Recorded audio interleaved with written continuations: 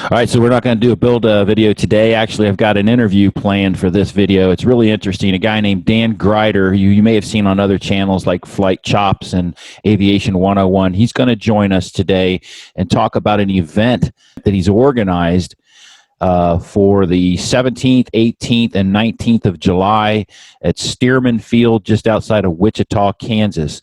The event is called the Aviation Content Creators Awards for YouTube. It's basically a bunch of guys that have been putting out YouTube videos, and I'm real excited because I got invited to this thing. I'm probably the smallest guy there with a very, very small channel, but we're going to see guys like Trent Palmer.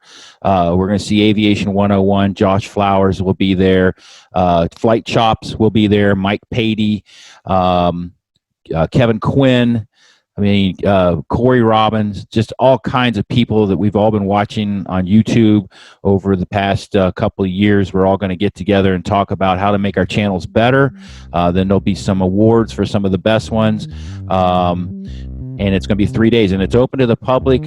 So let's go to the interview and talk to Dan.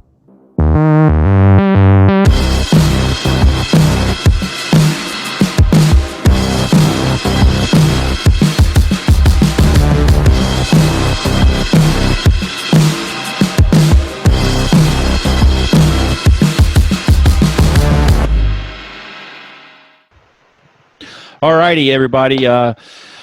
Just wanted to, we're going to do an interview today a little different from the build stuff I've been doing. I've got Dan Gryder here with us. Dan has organized a pretty cool event that's coming up in July, 17th, 18th, and 19th. It's obviously no substitute for Oshkosh, which we're all sad about that we're not going to be able to attend that, but Dan's going to at least try to make up something for us to give us a little bit of time rubbing elbows with other aviators. So you may have seen him around YouTube, but he's not a YouTuber. Dan, you don't have a YouTube channel that I know of, and so but your face keeps popping up all over the place. You where I see you is you talking a lot about safety and general aviation. You've got this thing called the AQP program that we're hearing more and more about. So maybe just can you just give us a little bit about your background and some of the safety stuff you're talking about? Yeah, you bet. This video, as soon as you upload it to your channel, I'm going to stick it on the Facebook page for Stearman Field Bar and Grill. That's the Facebook page in Wichita, Kansas, where we're having these ACCAs that you mentioned. That's the Aviation Content Creator Awards, and you are a YouTuber. I am not a YouTuber, but there's, believe it or not, there's about 75 or 80 aviation YouTube channels in North America that are active and going, and we got a pretty good representation of those coming to this event, and it's free and open to the public, and should be a great time. But no, I'm not an active YouTuber myself, and I have commandeered my way onto many other YouTube channels on this bandwagon that I'm on, trying to bend this accident fatality rate that we've got in general aviation that has previously been climbing steeply, and we're trying to level it off. Just like the COVID graph that we've all talked about, we're trying to bend this one down and not only flatten this, but we're going to take this down to, we could really get away with about 1/3 of the total accidents that occur regularly. 2/3 of them are totally avoidable. Well, you know, I watched you on Flight Chops and airplanes. We don't get any do-overs. You stall and spin this, that's it. No do-overs. I think one of the big takeaways I had from that was what I guess refer to as the big push. You're in that takeoff configuration, nose high, low speed, and all of a sudden, pop, there goes the engine. What are you going to do? I'm going to tell you that your engine is about to fail, and when I do it, I want to see this deck angle make an immediate change. Okay. Whatever you got to do to get this nose down, ideally the speed should remain the same. Okay, ready? Here you go. Push. Push more. There you go. I want you to get light in the seat. That's the big piece that I see, that especially in the plane that I'm building, big engine, you know, potentially climbing this thing 2,000 feet per minute. VX is pretty severe, but if that engine decides to quit, I need to know what to do real quick. And you emphasize that pretty heavily in those videos. Yeah, and you know, a lot of classic fatal accidents have just occurred even within the last year. Some of these airplanes that have the horsepower that can climb at a 20-degree nose-up attitude, look at the change of pitch required to establish a glide. If you're climbing out with 20 degrees nose up and your best glide is 10 degrees nose down, you've got 30 degrees of pitch change to make almost instantly to get that thing. As soon as that thrust is gone, you've got just a precious few seconds to get something. The really tragic, unfortunate one was my friends out there in the Super Cub out west last fall. Two very experienced CFIs together in that Super Cub, making a high performance, very impressive takeoff with the nose way up, and that engine coughed and stopped, and that airplane stalled and spun, killed both guys, and they were very experienced. So we have lots of these accidents. It's not really a matter of how experienced you are, or whether you're an air show pilot or a tailwheel guy. If you're not absolutely ready for it, you're just kind of hanging it out there, especially with these super high deck angles. Now, the airplane you're building is a what again? It's a Bearhawk. It's a high wing tail dragger. Yeah.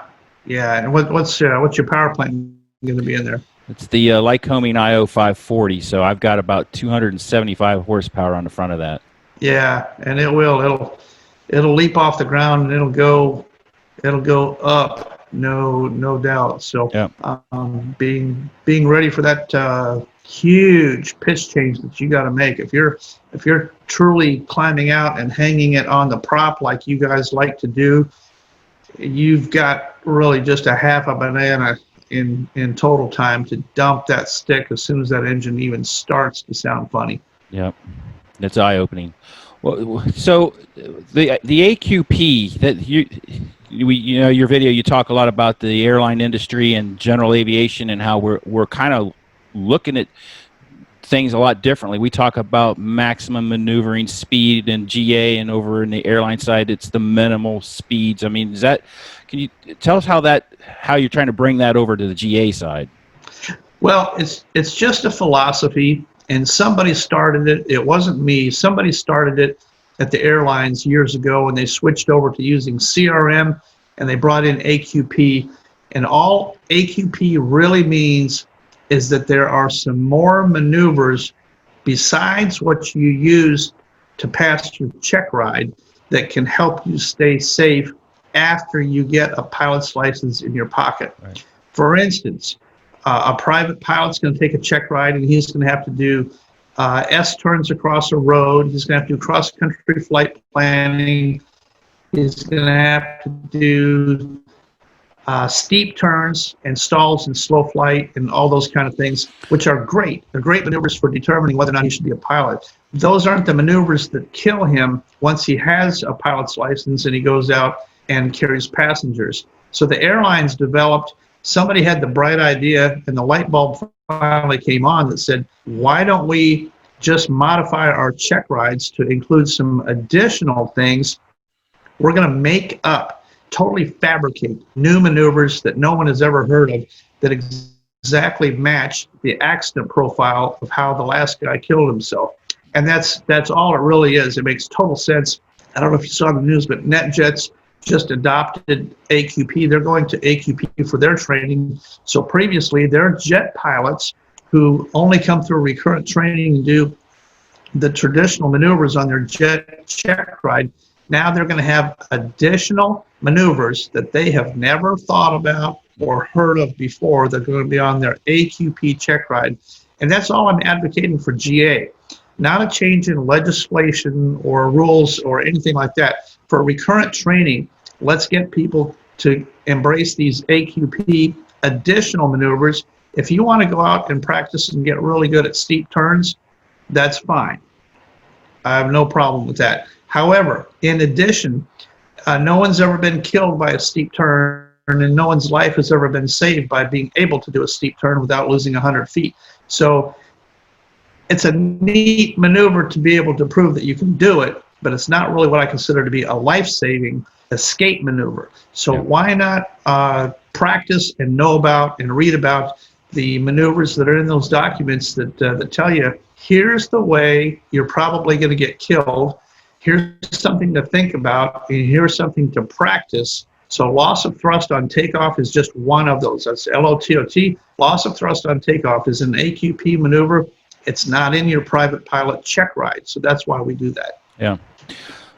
Well, it's not a fun conversation, but it's enlightening, and I think it's necessary, and it's a guy like me, I've been flying for 30 years, and bringing this stuff back is things that we all need. And it needs to be in front of all of us all the time. You know, part of the building an experimental aircraft like I'm doing, you know, you have certain things you have to do before you can carry passengers, and part of that is going to be what they call phase 1 flight testing. And the EAA just came out actually 2018 with a EAA flight test manual.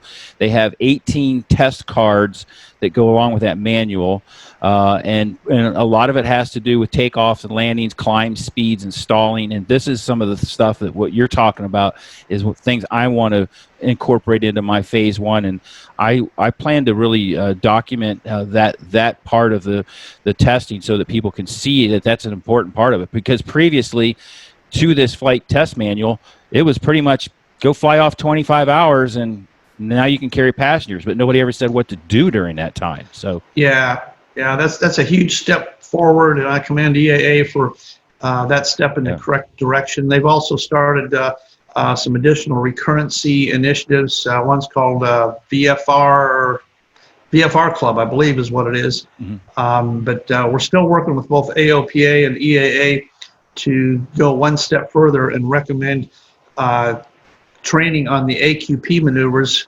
the things outside of the ACS.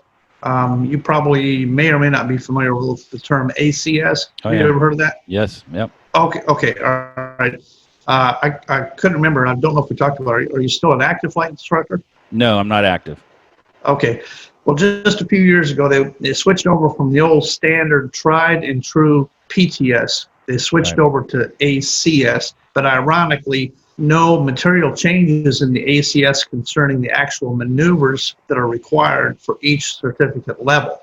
So things like rejected takeoff are not in the private pilot ACS, and they should be. Loss of thrust on takeoff is not in there. All these things that, I collect accident data. My phone rings and I get a text normally within about 30 minutes after a fatal accident. I'm one of the first people in America to know about it, and I track them one by one, and I put them in buckets. I look at them and analyze them. I make my best guess. What did this guy do wrong? How did he die? Very few of the accidents go into a bucket that you could contrive out of the ACS. There are all these other categories. So my point is, why not know about them and train for those categories and be totally up to speed on those things that are going to hurt you? It's good stuff. One other thing I want to, just while I'm talking about this flight test manual, for some people that have been in the experimental world for a long time who may not be familiar with that, the FAA has also allowed us to have what they call an APP, which is an additional proficient pilot who can go with us on our first flights in phase 1, which is a real huge confidence booster, if nothing else, for somebody who may not have the time in the airplane, or a lot of builders out there that just barely have may not have a private pilot's license or didn't have one for very long, and it's just nice to be able to have another person in there with you on that's more proficient than you are in that type of an airplane. So yeah, absolutely. Yeah, looking forward to that. So Dan, this big event that's coming up in a couple weeks that I'm looking so forward to, and again, I thank you for inviting me to come to this. I'm really excited. We're going to see some YouTube celebrities, the people we all see every day at the end of the day watching Trent Palmer and Flight Chops and these guys, and they're all coming to this big event. Tell us about that. What's happening the 17th, 18th, and 19th of this month? Yeah, it's the Aviation Content Creator Awards. And Rob, you're a content creator yourself. You're what we call an influencer. So we've got all these YouTubers coming in, and we've gathered up the data for each one. Nothing is being done via arbitrary favoritism or who's personal best friends with who. It's all data driven for the awards period, which is July 1 all the way through the end of June 30, which is today, 2020. So tomorrow starts a fresh new awards period, and we'll award the previous year's awards July 18th at 8 p.m. And there's about 14 different categories of YouTubers, but it's all statistics based, right off the numbers.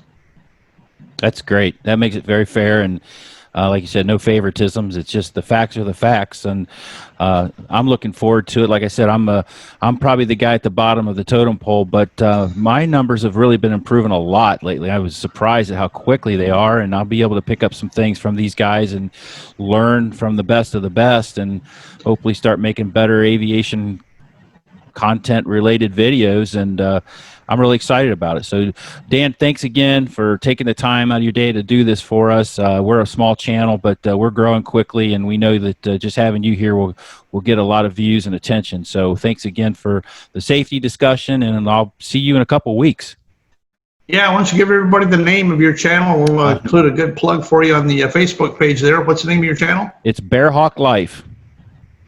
You betcha. Bearhawk Life, and all you guys watching this, hit subscribe and alert for Rob's channel, Bearhawk Life. And Rob, tomorrow starts a fresh new level playing ground. So even if you weren't very big in this year's awards, you got a fresh new clean slate that starts bright and early in the morning. That's great. Well, good. All right, Dan. Thanks again for your time, and like I said, we'll see you here in 2 weeks. Sounds good, Rob. Looking forward to meeting you. All right. Thank you, Dan. You bet. Bye-bye. Bye-bye.